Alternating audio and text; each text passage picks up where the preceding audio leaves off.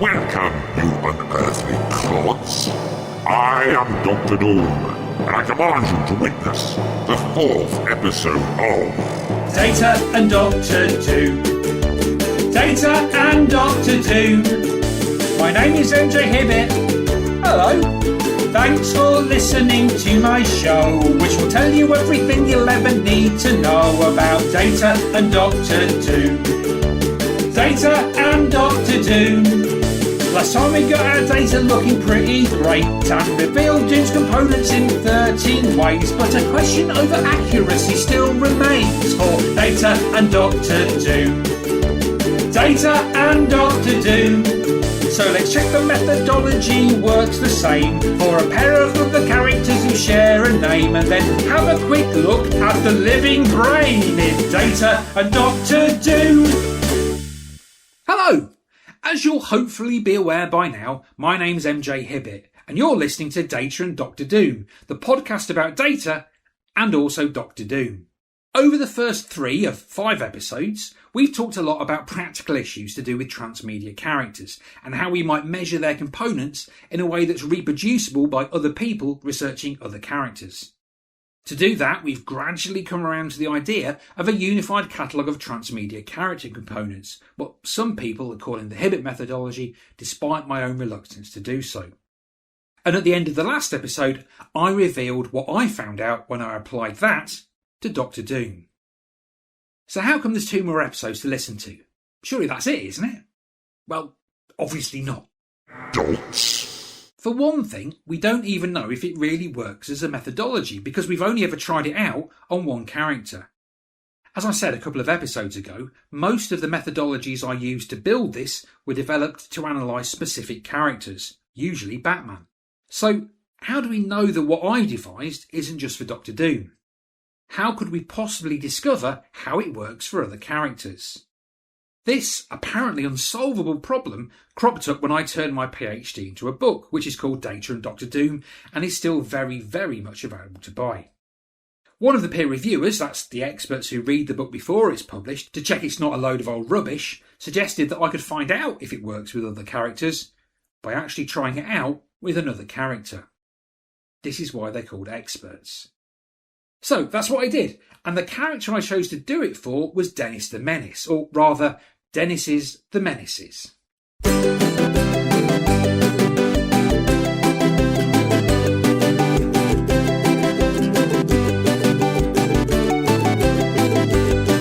are 2 Dennis's The Menaces, both born on the same day.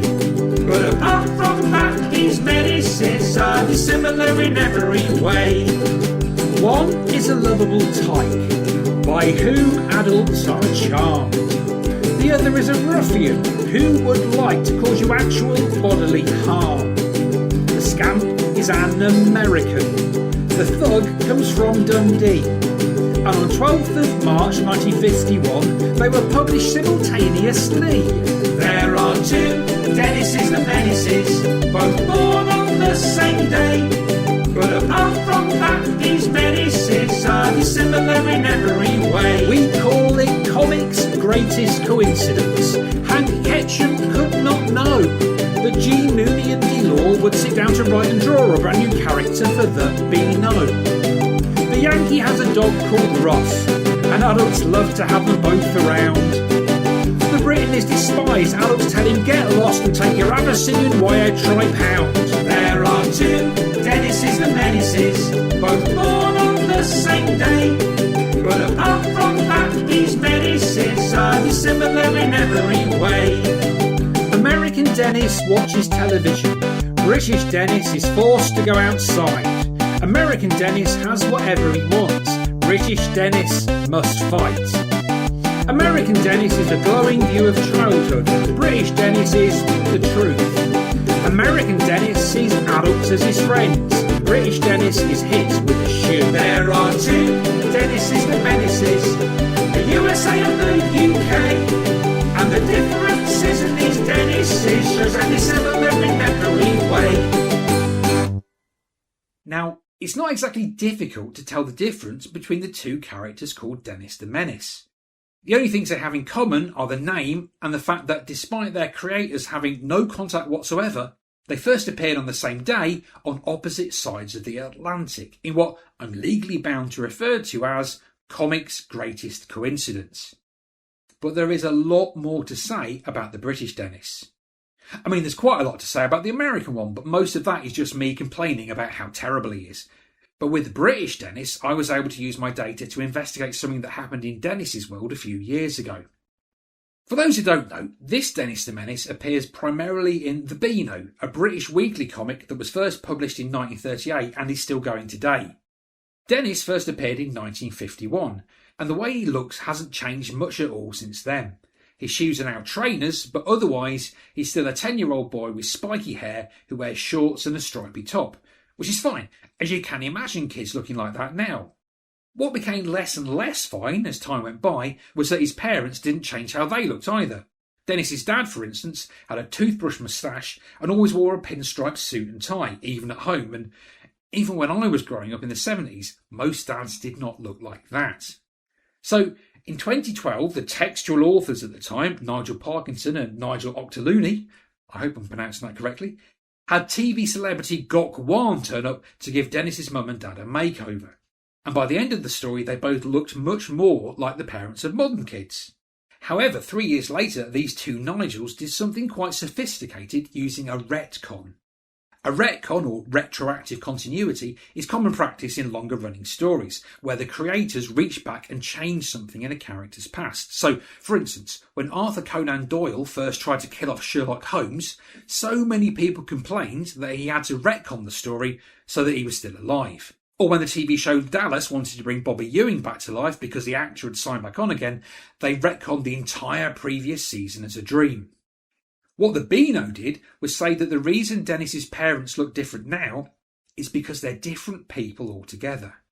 In fact, the current dad in Dennis the Menace is now actually a grown-up version of the Dennis that I used to read about in the 1970s. Even more than this, the dad from the 1970s with his moustache and suit was the grown-up version of the original Dennis from the 1950s. There are now 3 generations of Menaces.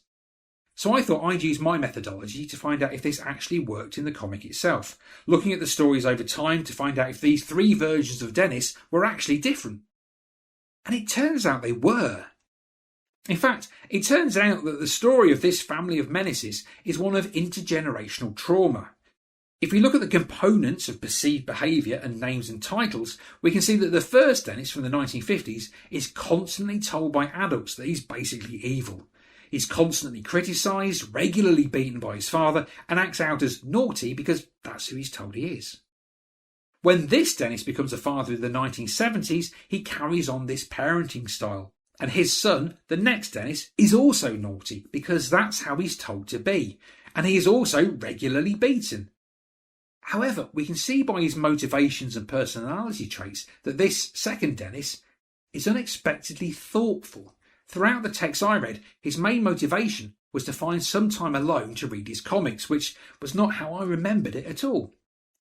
When he grows up and becomes a father, he decides to break the cycle and employs a very different parenting style, so that 21st century Dennis is almost never called naughty or evil, and is definitely not punished physically, so he does not misbehave in the same way and is a much happier child. And if you want to read more about this, there's an academic paper what I wrote called The 3 Generations of Dennis the Menace, available to read for free at doi.org/4/doi.840/2384439. I'll put a link on the webpage. But the main thing to realise from all this is that 70s Dennis does not break this cycle on his own. His wife also grew up being told she was naughty and was also punished by being hit with a shoe by her father every week. And she also decided to treat her children differently, because it turns out that the modern Dennis's mum is the grown-up version of Minnie the Minx. Data and Dennis the Menace. Data and Dennis the Menace. The Dennis of today is a descendant of the Menace and the Minx from days long gone, who grew up and got married and made sweet love. Data and Dennis the Menace. Data and Dennis the Enough of the accursed Beano Town. This is the podcast of Doom, and also Data. Yes, fair enough. Back to Dr. Doom. So, now we can be confident that the unified catalogue of the transmedia character components, or Hibbett Methodology. Yeah, don't you start. Now we know that it works and has been verified on another character, we can start using it to look at Dr. Doom in more depth. Last time I told you what I discovered about the where, what, how and whom of Dr. Doom. And to be honest, most of that probably seemed obvious to anyone who's ever read one of his stories. It was certainly obvious to the people who took part in my survey because they identified a lot of the same things. But not all of them. There were some things I discovered in my analysis that were almost completely missed by the survey. Two things in particular turned out to be hugely important for making Dr. Doom who he was during the Marvel Age, but almost nobody mentioned them. One of them was a location and the other was an object. So now I'm going to explain what they were, why I think they got missed, and why I think that matters.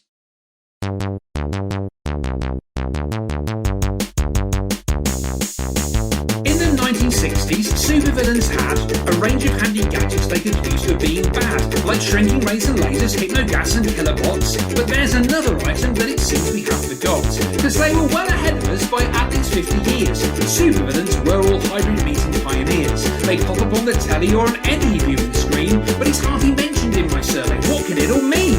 viewing screens have been forgot. Are they in my survey? No, they're not. Who even remembered them? Hardly anyone. And as it turns out, they're not the only one. Not the only one.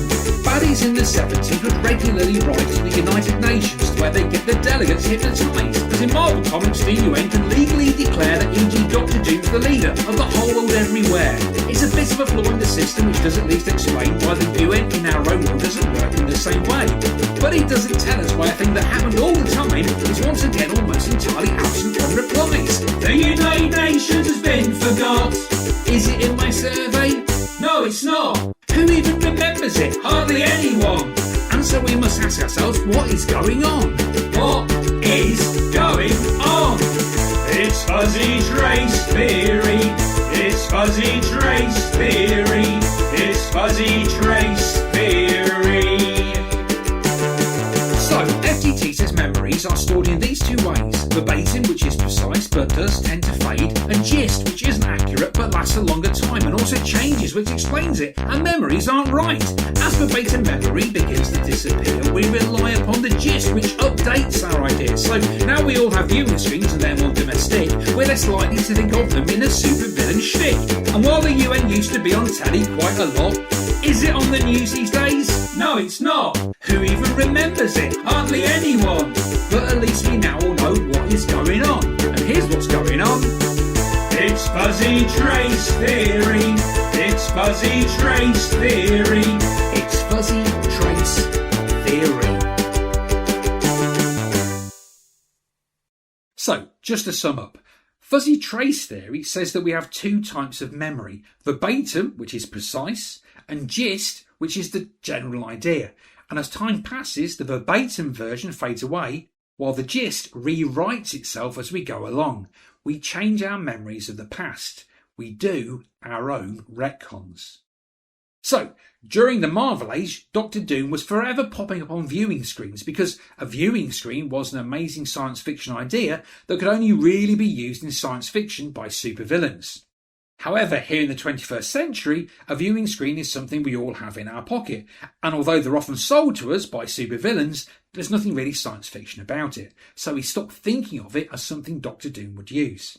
In fact, these days, Dr. Doom prefers to communicate by hologram, but that'll probably change again in a couple of years when we're all doing Teams meetings in 3D. It's the same with the United Nations. Back in the Marvel Age, world leaders were always appearing on telly talking to the UN, but that doesn't seem to happen so much now, so we don't think of it as somewhere a supervillain would show up.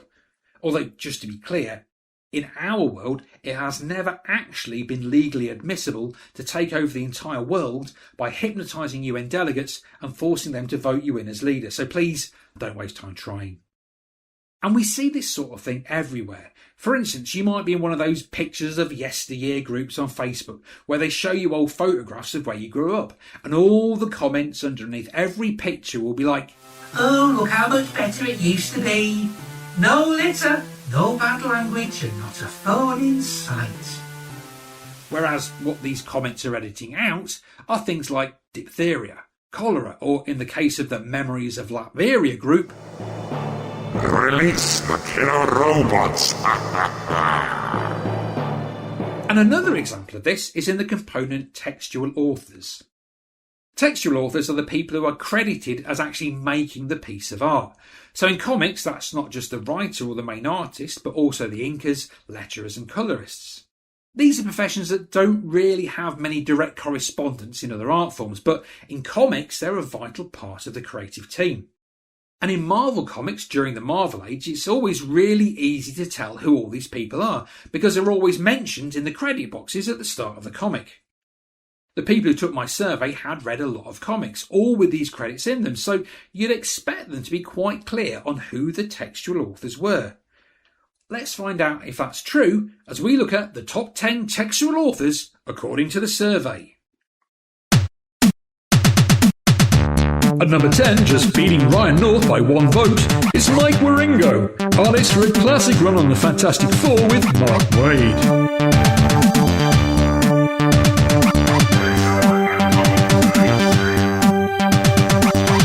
At 9, editor-in-chief during the consolidation period, it's Jim Shooter. In at number 8, perhaps best known for writing and drawing Thor, it's Walt Simonson. At 7, the legendary John Buscema.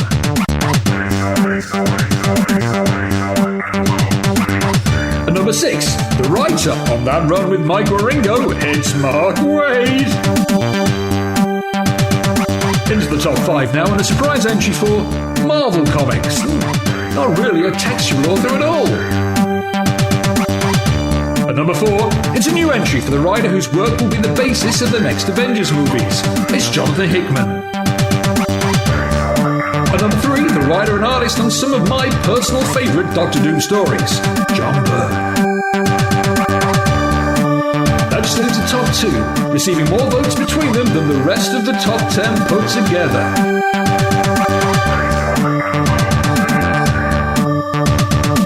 And at number 2, it's one of Doctor Doom's original creators, it's Jack Kirby. Which means our number 1 textual author for Doctor Doom, as voted for by our survey respondents, is the one, the only, Stan Lee.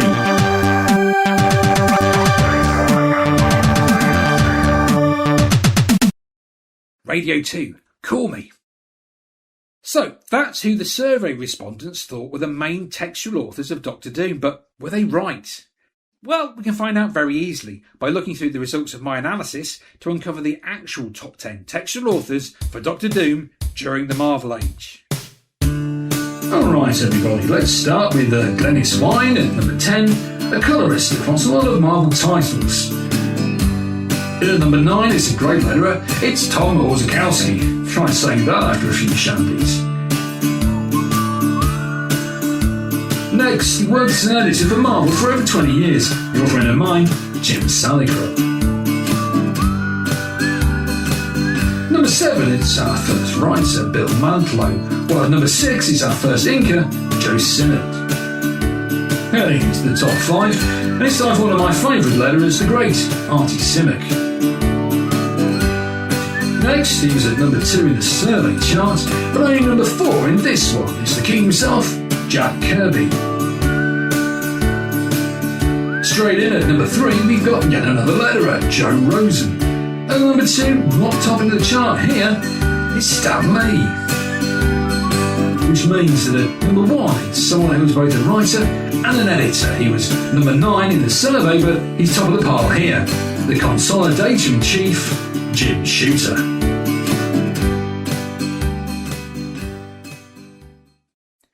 86 music. Call me. Now, these are obviously two very different charts, and there's some really interesting details in the types of textual authors we're picking up in each. All the people in the survey top 10 were writers or artists, with a couple doubling up as editors. But in the analysis itself, there were only 5 writers and artists, with the other half of the chart all inkers, letterers and colourists. And of those 5, only one, Joe Sinnott, was mentioned in the survey at all. So it looks like comics fans are mostly ignoring inkers, colourists and letterers, despite the fact that they're a vital part of what makes comics, comics. Now, we might say that this doesn't matter. After all, surely the writers and artists are the important ones, right? They're the ones who usually drive the stories alongside the editors. So does it matter if we forget about the other people involved? Well, I think it does. Especially in comics, and especially in commercial superhero comics. In an artistic medium that's largely created by and for working class people, shouldn't we be considering all the people who actually work on them? You need colourists, you need letterers, you need pencils and you need editors, you need writers, you need inkers, distributors, designers and printers. All comics creation is collaboration, drawn by many arts, and that's true of all arts. Every poet needs a muse, every anchor needs the news, a director needs a script, every pop star needs a hit. The act of creation is collaboration, born by many hearts, and that's true of all arts. What people will tell you or cannot be made by committee, but they're wrong. All throughout history has been made by groups of people who will say that the act of creation is collaboration, born by many arts, and that's true of all arts. So if someone says they're genius, here's a truth that's inconvenient. Even if you are the star, you're not the engine, you're a part. Authors and solo artists don't exist, they're just egomaniacs who can't admit that the act of creation is collaboration, forged by many hearts, and that's true of all arts. But I know what you're thinking. You're thinking, hang on a minute, Hibbett. Surely you are disproving your own thesis here. Surely it's entirely possible for one visionary to create art entirely on their own, for is not this whole musical extravaganza, what we is listening to, a product of your own singular and very special genius? Well, thank you. But no, it's not. For one thing, it's based on my PhD thesis, which was discussed at home, with friends, and with my 2 PhD supervisors, Roger Sabin and Ian Horton. My PhD, like all PhDs, was very much a collaboration. Find out how to do a PhD yourself in Data and Dr. Doom, the zine. Available from www.dataanddrdoom.com. And then that PhD was turned into a book, which is still very much available to buy. And that book had an editor and a peer reviewer who we've discussed called Stephen Packard. He was the one who suggested I do a whole extra chapter to show how the unified catalogue of transmedia character components, or Hibbett Methodology if you must, could be used on another character. And that gave me all the data about the 2 Dennis's The Menaces. It was a collaboration. So, why do some people insist that art comes only from individuals? Why are there theories put about by apparently sensible people that claim creativity is something that can only be done by a very special genius? Well, we'll talk about that next time, in the final episode of Data and Doctor Doom. Data and Doctor Doom. Talked a lot about someone from Verbino. Challenged the idea of what we think we know and shown that art's a group activity, not solo, in Data and Doctor Doom. Data and Doctor Doom. In the final episode we'll try to wrap things up by talking about why comics are dead good. Should you tune in next time? Yeah, I think you should, for Data and Doctor Doom. The penultimate episode of Data and Dr. Doom is thus concluded. Read more at dataanddrdoom.com, and do not forget to like, subscribe. Doom commands it.